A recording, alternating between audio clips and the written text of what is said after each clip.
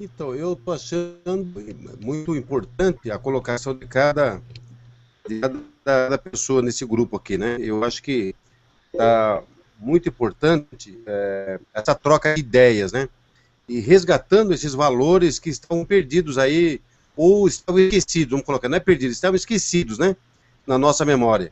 E eu tenho certeza, esse negócio de achar é meio complicado, eu tenho certeza que esse momento que está atravessando hoje é um momento muito propício, está resgatando alguns valores, né, que foram perdidos no decorrer de um tempo de uns 35 anos, 35 anos. Ou seja, eu tive a satisfação, eu tenho certeza que vocês também tiveram a satisfação de ter na escola sociais, o SPB, educação moral e cívica. Eu lembro bem que quando entrávamos para a sala de aula, antes a gente ficava em pé no pátio e cantava o hino nacional, e em posição de sentido. Eu lembro bem, eu tinha acho que 8 anos, 8, 9 anos de idade, então a escola praticava a coisa cívica, né, a coisa patriótica nas crianças, e você tinha que passar com notas, você tinha que estudar, né? Eu lembro que eu levava meus amigos em casa para dar informações, para a gente estudar. Hoje, se o aluno estudar, beleza, passa. Se ele não estudar, ele passa também.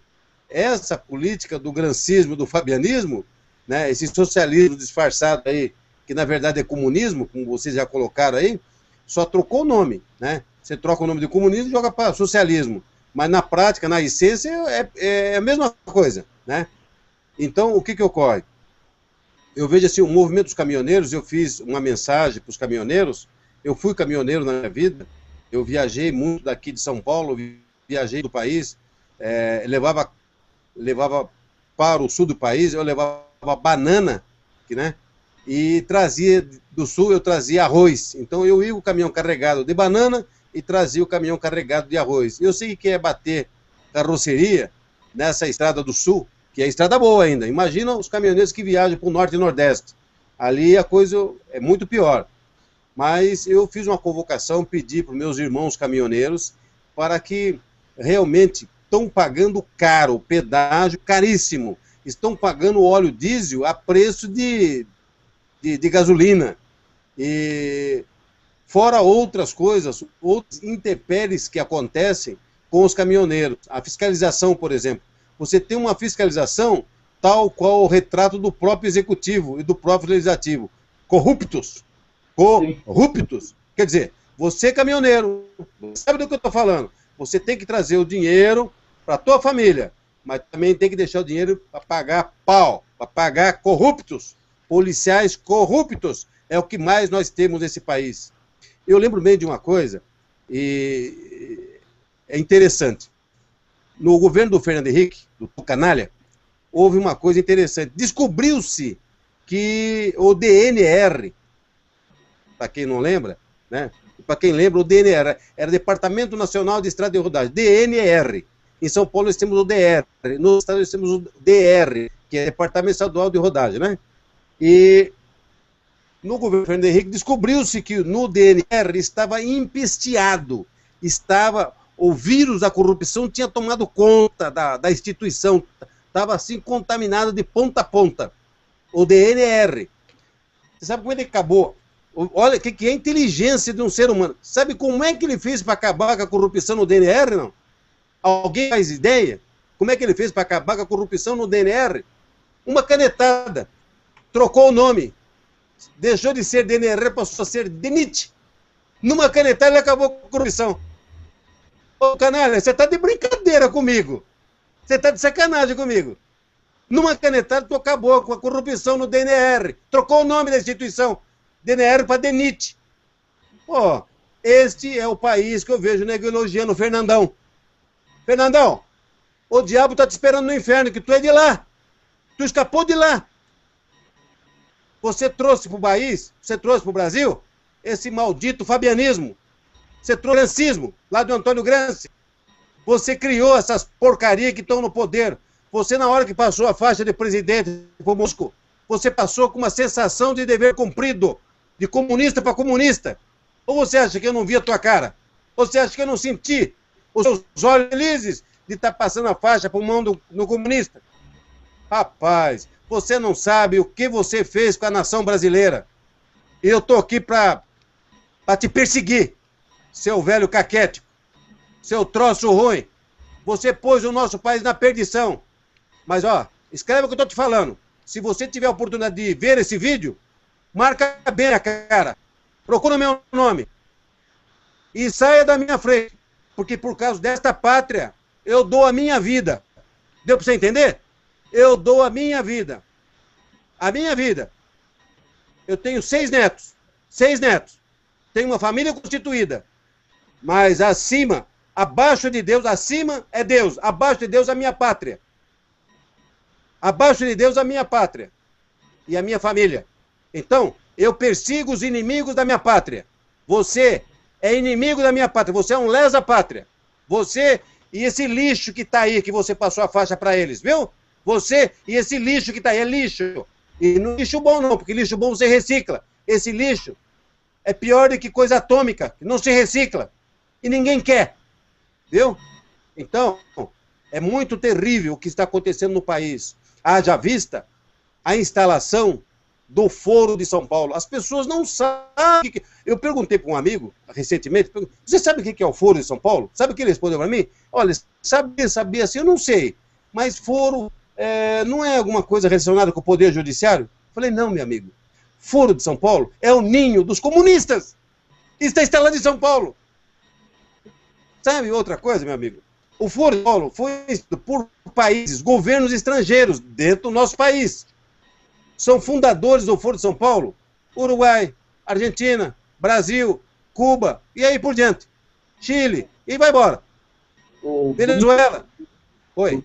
Não cortando, mas cortando, só uma colocação só dentro do que você mesmo está falando, entenda bem. Eu estava muito abismado, porque tem um monte de petista nas minhas páginas de Facebook. E aí eu colocava o Foro de São Paulo, sempre colocando o Foro de São Paulo, sempre colocando. E nunca ninguém respondia nada, todo mundo saía pela tangente, todo mundo e tal. E eu achando que aquilo fosse uma forma somente de encobrir, né, o Foro de São Paulo. Quando, na verdade, nem eles sabem a respeito do Foro de São Paulo. A maioria dos petistas, na verdade, desconhecem o próprio Foro de São Paulo, como a própria população. Por isso que eles não discutem a respeito do Foro de São Paulo.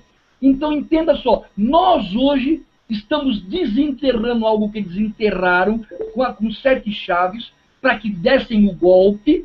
Nós desenterramos. Hoje, sabemos muito mais nós, intervencionistas, a respeito do Foro de São Paulo, da Unasul, da pretensa Ursal, do que eles mesmos, do que os próprios petistas, do que os próprios esquerdistas, do que os próprios PMDBistas. É coisa de absurda, mas é real.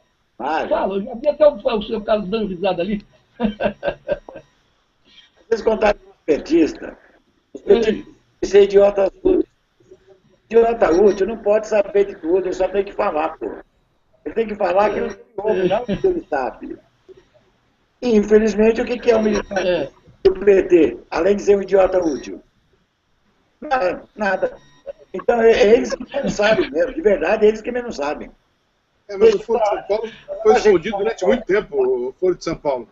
O Foro de São Paulo foi escondido muito tempo, e lá atrás tem entrevista do Lula, alguém fazendo, não lembro quem foi entrevistando, e está aí no YouTube, perguntando o Foro de São Paulo, ele mesmo, Lula, desmentindo, isso não existe e tal. E está aí, claro que não existe. E nós corremos um grande risco com esse negócio que eu...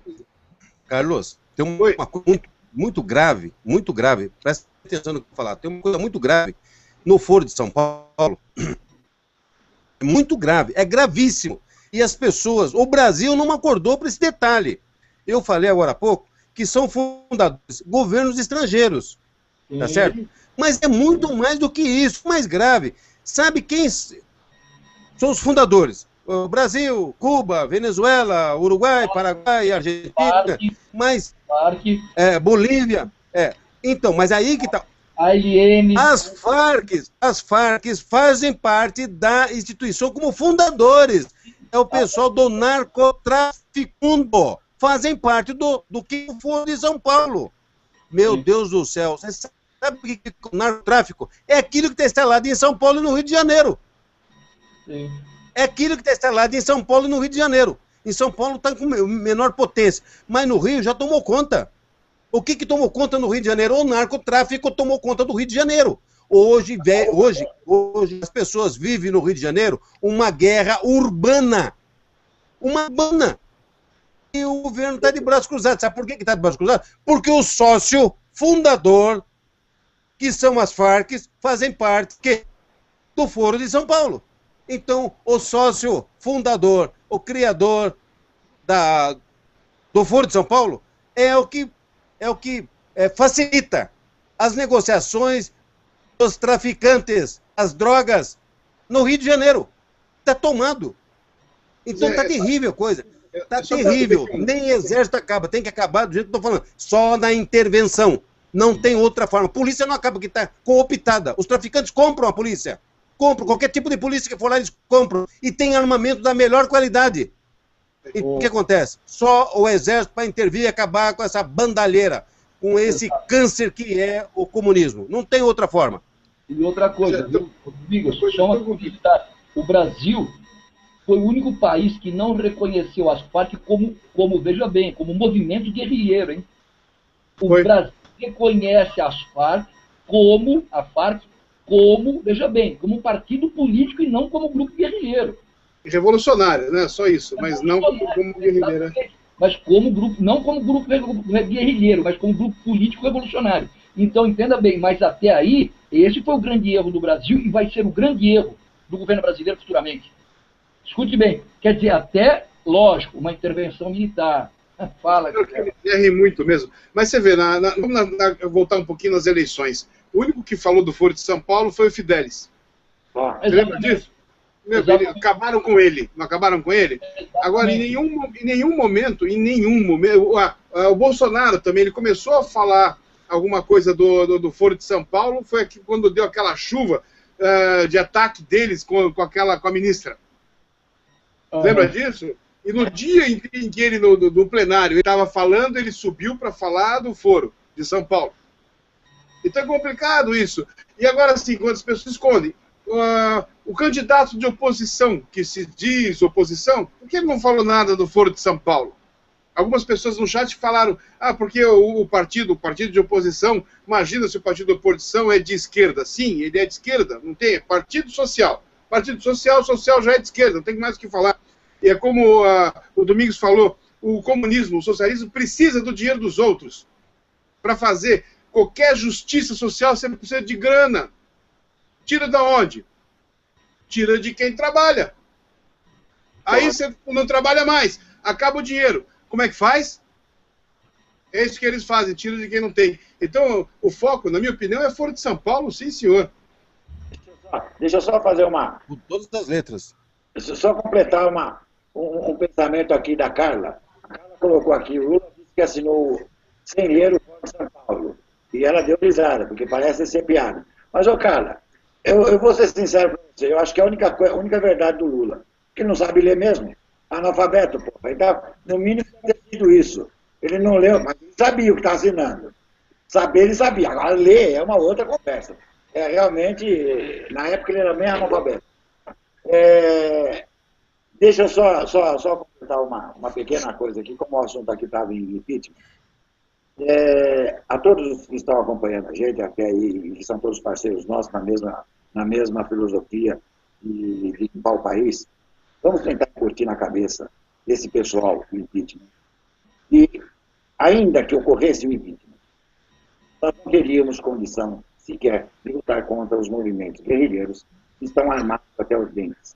Nós estamos aqui com uma invasão de nigerianos, de colombianos, de bolivianos, todos treinados por um exército bolivariano para garantir a manutenção deste grupo corrupto, desse grupo mercenário que estão dirigindo o país.